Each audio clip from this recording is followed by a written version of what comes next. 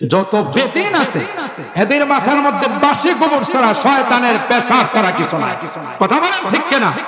যারা বুদ্ধিজীবী হয় লেখাপড়া করতে করতে মসজিদ মাদ্রাসার বিরুদ্ধে কথা বলে, মাদ্রাসাকে বলে ব্যঙ্গের ছাতার মতো গজায়, আলিম ওলামা দেখলে কটাক্ষ করে বিভিন্ন রকমের টিপ্পনি মারে, তোমরা জানো না তাদের কারণে তোমরা বেঁচে আছো। কথা বলেন ঠিক কিনা? আজকে প্রত্যেকটা এলাকায় মসজিদ মাদ্রাসা আছে বলেই আল্লাহ আসমানি জমিনি গজব থেকে আমাদেরকে বাঁচিয়ে রাখছে। করোনার মতো এত বড় বিশ্ব মহামারী বাংলাদেশের বড় সেরকম কোন আঘাত করে না। কেন? এই সকল মাদ্রাসাগুলোর কারণে, তালেবে ইলমদের কোরআন তিলাওয়াতের কারণে। আরে হারামজাদা, তুই কি এই মাদ্রাসাগুলোকে কোরআনের লাইটকে কোরআনের বাতিকে অফ করে দিবে? যেই বাতি স্বয়ং আল্লাহ জ্বালিয়েছেন, পৃথিবীর কোন শক্তি, মহাশক্তি, পরাশক্তির ক্ষমতা নাই। কথা বলেন ঠিক কিনা? ষড়যন্ত্রের পরে কি মাদ্রাসাগুলো কমছে না বাড়ছে? আরো জোরে বলেন। পিচ্ছি একটা আমি পাগড়ি দিতেছিলাম, দেখছেন না আপনারা?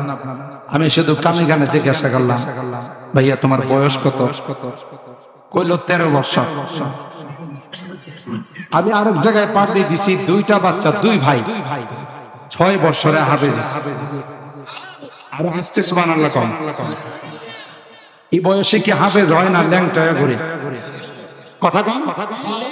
আর এই বছরে 6 বছর বয়সে পুরা কোরআনে কারীমকে আল্লাহ তাদের সিনার মধ্যে সংরক্ষণ করে দিয়েছেন। পৃথিবীর মানুষকে কথা বোঝানোর জন্য কোরআন নাযিল করেছি আমি, কোরআন সংরক্ষণের দায়িত্ব আমি নিলাম। গোটা বিশ্ব মিলে ষড়যন্ত্র করে কোরআনের একটা জের জবর নতুন কোনো পরিবর্তন ঘটাইতে পারবে? কি বলেন, পারবে? কোহ সারি হাত বজাতে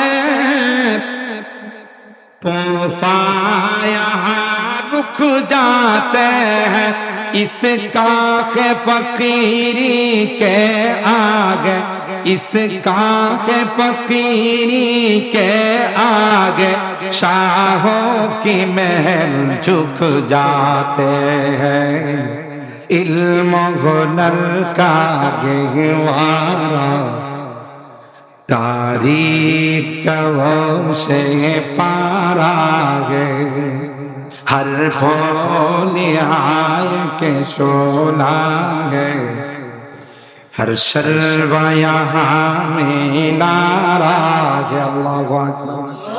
কবি বলেন, যতই ষড়যন্ত্র হোক, যতই পায়তারা হোক, না না কোরআনকে আল্লাহ নাযিল করেছেন ছোট ছোট বাচ্চাদের সিনার মধ্যে আল্লাহ কোরআন সংরক্ষণ করে পৃথিবীর মানুষকে জানান দিয়েছে। গোটা বিশ্বে থেকে যদি কোরআনের কপিগুলোকে জ্বালিয়ে দেওয়া হয়, গোটা বিশ্বে থেকে কোরআনের কপিগুলো যদি সমুদ্রে ফেলে দেওয়া হয়, আল্লাহর কসম রে, ছোট ছোট বাচ্চা যারা, তাদের সিনার মধ্যে আল্লাহ 30 পারা কোরআন সংরক্ষণ করে দিয়েছেন। যেদিন থেকে কোরআনের কপিগুলো বিলুপ্ত হয়ে যাবে, পরের দিন ছোট একটা বাচ্চাকে যদি বলা হয় কোরআনুল কারীমের সূরাতুল ফাতিহা থেকে তেলাওয়াত করো, ওই বাচ্চাটা সূরাতুল ফাতিহা থেকে তেলাওয়াত শুরু করবে, সূরা নাস পর্যন্ত তেলাওয়াত করে কমপ্লিট করে নিবে। দুনিয়ার মধ্যে পুনরায় কোরআনে কারীম জিন্দা হয়ে যাবে।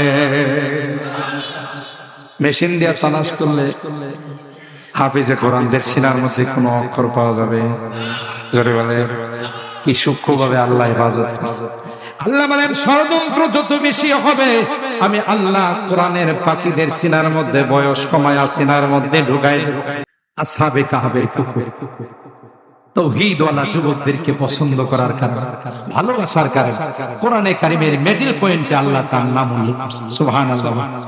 তাইলে আমরা এই সকল কোরআনের পাখিদেরকে, কোরআনের মাদ্রাসাকে যদি ভালোবাসি, আল্লাহ কি আমাদেরকে জান্নাত দিবেন না? আরো জোরে বলেন, দিবেন না?